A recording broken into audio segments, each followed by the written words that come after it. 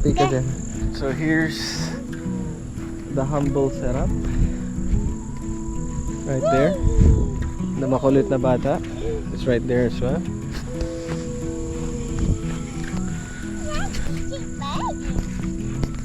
Nasa hill tayo. Oh, aray. Ba, ang galing oh. Oh. Ba, galing oh. Hindi naging sapat para sa akin yung short throwback natin from last week, guys. So for today's throwback, here's MB Nature's view from above. We had this beautiful playground to ourselves, promise.